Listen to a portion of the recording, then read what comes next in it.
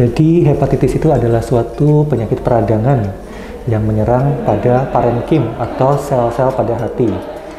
Peradangan pada kasus hepatitis disebabkan oleh adanya infeksi. Yang kita kenal secara umum, infeksi yang paling sering adalah hepatitis A, B, C, D, dan E. Itu disebabkan virus hepatitisnya. Tetapi yang menjadi perhatian kita pada kasus yang baru ini adalah hepatitis akut yang belum diketahui penyebabnya. Nah, perbedaannya apa dan kenapa itu berbahaya adalah karena kita masih belum bisa mengetahui penyebabnya. Sehingga tata laksana yang diberikan masih belum bisa spesifik, masih memerlukan pemeriksaan lebih lanjut untuk mengetahui penyebabnya, sehingga terapi yang diberikan bisa lebih sesuai. Seperti itu.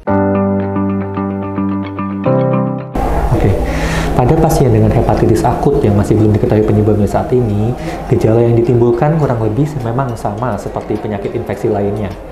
Ada demam, ada seperti mual, muntah, diare, dan juga ada gejala yang spesifik yang disebabkan oleh kondisi hepatitis, yaitu kita sebutnya dengan penyakit kuning. Biasanya memang ada kulit pada penderita pasien dengan hepatitis akan lebih kuning daripada pasien yang normal.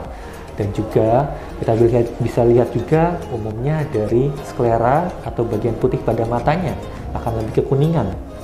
Selain itu ada juga tanda pada tinja atau kotoran yang dikeluarkan.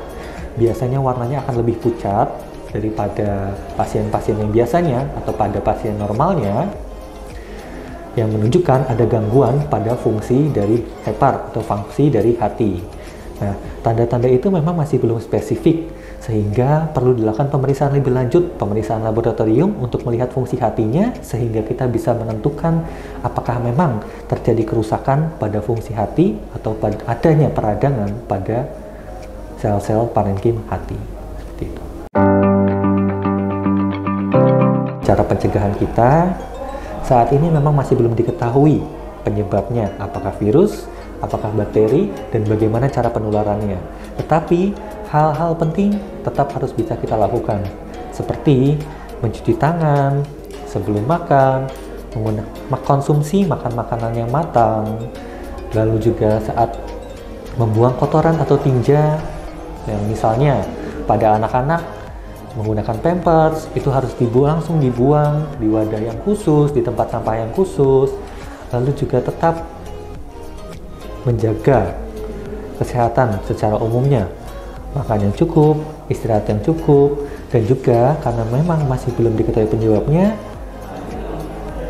cara-cara pencegahan untuk infeksi yang lain seperti memperhatikan kebersihan tangan, penggunaan masker, sebaiknya tetap dilakukan sampai kita bisa juga mengetahui penyebab pasti dari infeksi virusnya ini atau infeksi yang menyebabkan hepatitisnya ini dan bagaimana cara penularannya.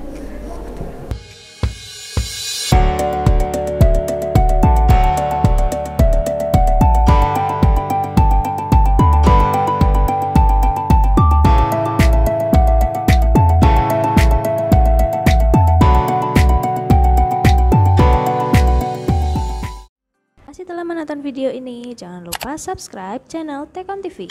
Share video ini jika kamu mendapatkan manfaat darinya. Terima kasih.